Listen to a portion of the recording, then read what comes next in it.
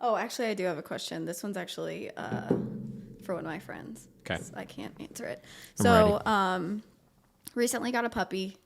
Doesn't resource guard inside, but started resource guarding randomly with sticks outside. What I'm guessing is don't let them have sticks. But how do you prevent and or stop said resource guarding of something that is not theirs? Do you know how old the dog is? Maybe Guesstimate. like 18 weeks. Oh, so still like extremely Still young. a puppy. Yeah. And what like is the dog guarding those things towards the owners? Towards the owner. So it happened just randomly one day where he just like lunged and growled at her once she took the stick out or was trying to take the stick out, just like they went out.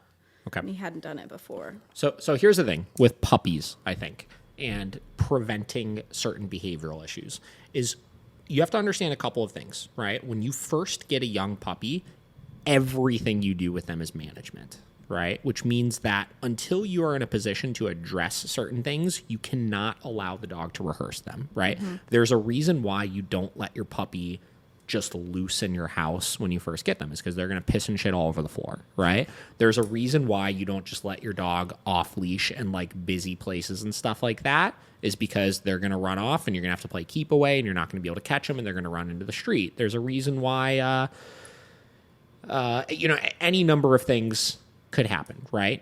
You don't have your dog in the same room as your trash can because they're going to start getting into it, et cetera, Yeah. right? So because of that, what I'm going to look at is, okay, I'm assuming this dog is not trained first. So why is the dog in a position where it's able to get all of these things without your influence of telling them not to do so, right? Why, because if you're not in a position to communicate effectively and the dog is, say, off leash in a backyard, running around picking up all these different things, if it gets something you don't want them to get, it's going to be such a struggle for you to get it back to them. And there are dogs out there that are just very combative. And even though it might not be like the most intense resource guarding that I've ever seen in my life, they're going to try to guard those resources just in a part of that like arousal and game that you're playing with them, right? Yeah. So, let's say they're off leash, he gets a stick. First thing I need to do is I need to chase them down to even get to them to get that thing, right? That's creating a bunch of conflict. That's creating a bunch of competition. Then once I finally get the dog, I have to grab them to restrain them, typically speaking, right? Because they're going to run away if I don't do that. That's putting the dog in a position where fight or flight, right? Then I'm reaching in and I'm grabbing that resource or whatever it is. So that's direct competition at that point, right? So all of those things put together immediately puts the dog in a position where they're going to try to do that. They don't really have another option at that point other than just completely submit to their owner, which, let's be frank, like not all dogs are like that. Yeah. Right?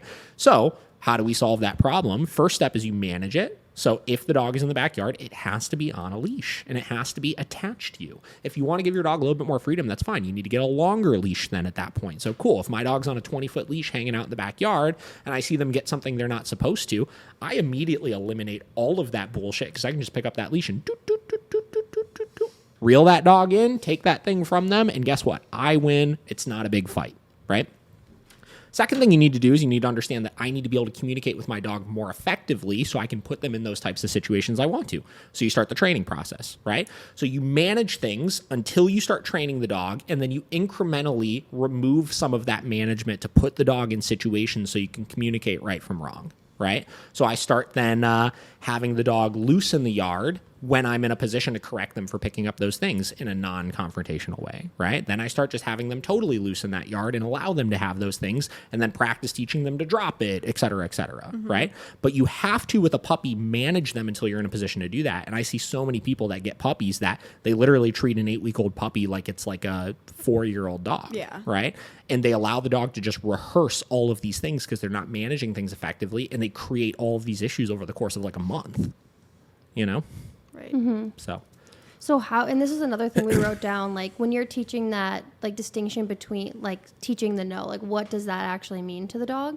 When you're not using tools, like an e-collar, you're not using a prong collar, how all these different things, like how do you effectively teach that no? Well, like we talked about, it's not about e-collar or prong collar. Like, with puppies, I'll use pet correctors a lot. I'll pair the no. What's a pet corrector? Can of compressed air. Oh, okay. So I tried to do that with Frank when he was a puppy, and he said, fuck no. And it's one of those things like we talked about with the e-collar, right? Physically or mentally dominant dogs, right? There are some dogs that don't care about things like that. They're not startled easily. Yeah. You know?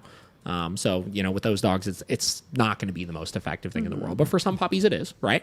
For other ones, I'll pair the no in with, I always do with a really young dog with biting, the tooth lip curl, right? So I'll grab their lip, I'll curl it over their tooth, and I'll squeeze down really hard, right? Oh, And that's interesting. I've never heard of yeah, that. so I'll say no, grab it, and they're like, I don't like that, So they start learning that they don't like that thing. Bonkers are very, very, very effective with puppies, right? And you can make little puppy ones, where, you could use a little hand towel that you roll up that the dog is something you don't like. No, throw it at him, right? You could use, there's a trainer out there. Actually, it was Sean, the good dog. He made a post he got a new Corso puppy, and the dog was being really annoying in the crate and like pawing at it and stuff like that. And he posted a video of him in bed, like reading, the puppy in the crate over there, and him with a pile of rolled up socks. Yes. Anytime the dog did it, nope. Threw it at the crate, right? And he stopped it doing it that. But the point is, first, the consistency and the believability of it, right? You can correct as firm as you want or as light as you want, but unless you're being consistent and following through with sending the message that it's something that I don't like first, you're only going to get so far, So, yeah, you could teach it any number of ways. A leash, you don't even need a prong collar, right? With some dogs, you pick up that leash, you tell them no, and pop. Just give a little pop on it, right?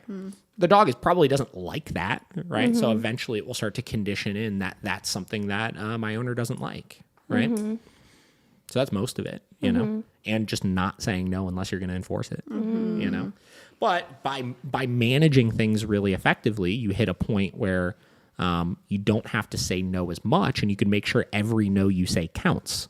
Right. So that's the key with it, and that's why management is so important. That's why one of the biggest routines I tell people to do that so many people freak out about this is 2 hours in the crate, 2 hours out of the crate with any young dog, right? The less time the dog is out of the crate, the less time for them to get into trouble, Yeah, I remember that being an issue, because, Huey was probably only 8-ish months old when COVID first started. And so from his 8-week-old self to then, he was used to work day being in the crate all day, from the time school started to ended, he was in his crate. And then COVID happened. Obviously, I didn't want to in his crate anymore because I was home all the time. I was like, oh, this is so great. Get all this time with my dog. And then right when we started training, he could not be in the crate anymore. He would just bark the whole time. And I remember you were like, you just got to put him in there and you got to make him do it. And I would sit there at my computer, trying to do work in the beginning. It was the first time virtual teaching, and he is just going nuts next to me. And I remember even calling you one time. I'm like, I can't when do I let him out? Because he's not stopping. I don't want to let him out and let him think the barking works. It's so stressful to let up on that. Oh my gosh. Yeah, and it can be really challenging, especially when you're home all the time, because you can't escape some of that stuff, but also you can't rush it, right? Some of those things you gotta just fight out for the first week or so of doing it, and then from there, there's other things you could do to chill them out more, but the best way they're going to learn is by removing the reinforcement of the behavior, It's like we talked about with the other behavioral issues earlier.